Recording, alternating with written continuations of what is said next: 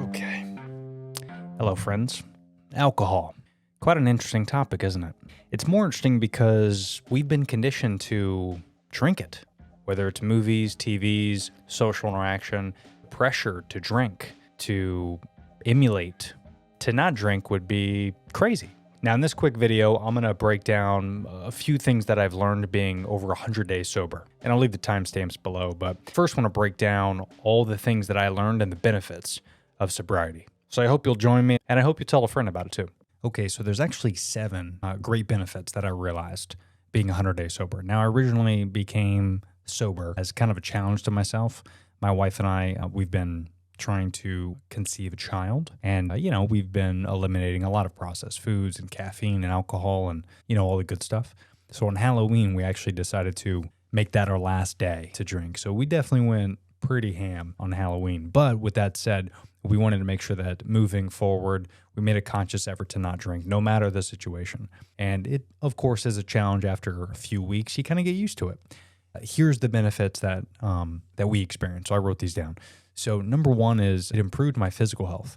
So obviously, alcohol consumption can increase the risk of developing numerous health problems. As we all know, studies have made that abundantly clear. Things like liver disease and certain types of cancer, cardiovascular disease. So by not drinking alcohol, you may be able to reduce the risk of developing any of those type of health problems. And I personally have noticed my workouts have gotten longer and more intense, and not in a bad way. It was kind of interesting. For about, 3-4 weeks, I realized that working out when I wasn't hungover a couple of days before, because you don't realize when you're hungover or kind of beat up that next day after drinking, it really affects you for the next 48 hours, right? Because you're extremely tired the day that you're hungover, and then you try to boost yourself up with caffeine. That entire day usually isn't the best, and then you can't sleep at night, right? Because you're dosed full of caffeine and you kind of crash hard, and you don't know caffeine stays in your system for over 12 hours after consumption. So you're not hitting that REM sleep at night when, you wake up the next day and you're still a little groggy, right? Because you didn't get the best sleep. So then what do? A little more caffeine. So I've realized that without doing any of that stuff and with keeping my body as clean as I possibly can, my workouts have been great. So it's really helped improve my physical health. Number 2 is improved mental health. So naturally, without alcohol, kind of like I mentioned with the physical health part, you become more focused, right? So I've realized not only did I literally have like zero anxiety or depression because I was not dosing myself with caffeine to kind of get up, but I was more focused. And it says here, alcohol can actually disrupt the balance of chemicals in the brain, and it can lead to depression, anxiety, and other mental health problems down the road. So not drinking alcohol can actually improve your mental health and overall well-being. Number 3, better sleep. So this is something that I still kind of struggle with even without drinking alcohol. My sleep definitely improved. I could tell you that for sure. Without drinking alcohol for these 100+ days, I've noticed that I'm able to fall asleep a lot quicker. I still don't sleep a full 8 hours like I want to, which is kind of hard, right? I just got a lot on my brain. That's some issues that I got to deal with on my own. But I think overall my sleep really improved. And again, that goes back to if you do the research, which I'll kind of reference a few things in the episode notes. But when you do the research and you really understand what alcohol does to your body, even when you think it's out of your system. So when you have like a glass of wine at 8, 9, 10 p.m., you don't understand that it's in your system for hours and hours afterwards. So your body's not able to sleep and to fully recover. And sleep is the most important thing you can do on a daily basis, because sleep allows us to recover more.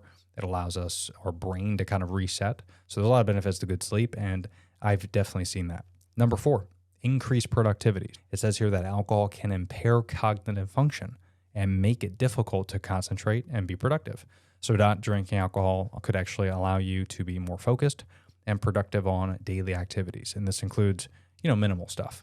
So even things like trying to remember what you had to do that day, to-do lists, taking out the trash, doing the dishes, things like that. So if you've been in a situation where you're really hungover and kind of messed up from the night before, do you get a lot done?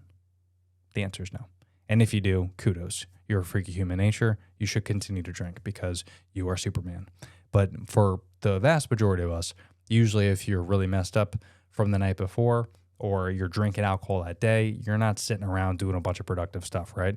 That's why we don't drink during work usually, depending on where you work. So number 5, improved relationships. I can relate with this a little bit. It says here that alcohol can lead to conflict and potentially problems in your personal relationships and maintain healthier communication. And I think a lot of us have been there, right? I mean, there's never been a story where like your Uncle Joe gets really messed up and he doesn't ruin everything.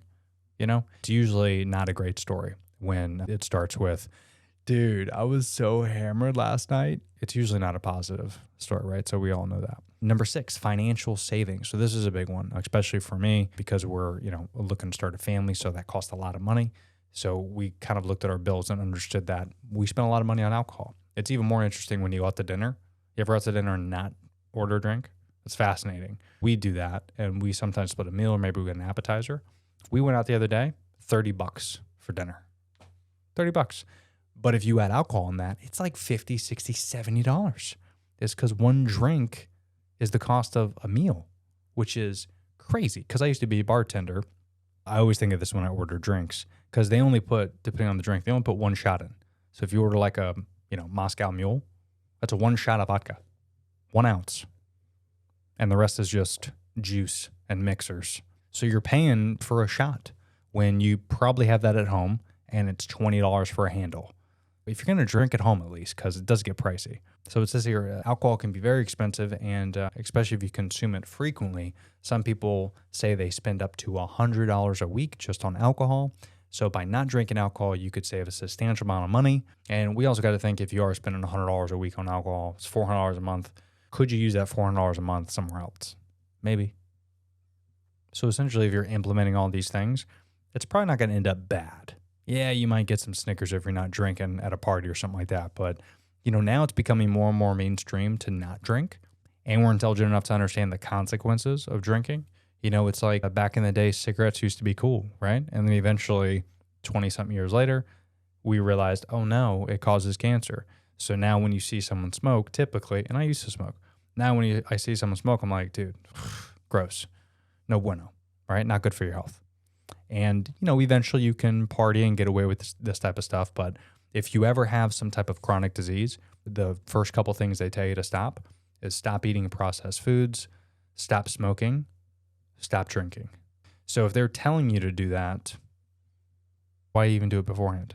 Now, listen, this is not a video of saying that you shouldn't be drinking, because I love to drink. It's a good social lubricant. And of course, if you're having issues with drugs and alcohol, I recommend you seek a professional. The one thing I wanted to get through on this video is it's okay not to drink. There's plenty of alternatives that we can consume that give us the same calming effects, whether it's a CBD drink or hop water. When you really start diving in to understand what alcohol does to our body, very similar to what processed foods do to our body. We have to kind of take away the social pressure and the keeping up with the Jones mentality, and we have to focus on ourselves and our family. You only get one body, so why mess around with that garbage? Oh, hey there. First of all, thanks for making it to the end of this video. Not a lot of people do, according to the YouTube analytics, but I do want to say thanks for listening to this. There's some more episodes if you want to check those out, and they're all just as good. But if you haven't already, make sure you subscribe to the channel. Check out those timestamps below to reference some of the topics I talked about, as well as some discount links to some of our sponsors and affiliates. But thanks for listening to this episode, and we'll see you next time.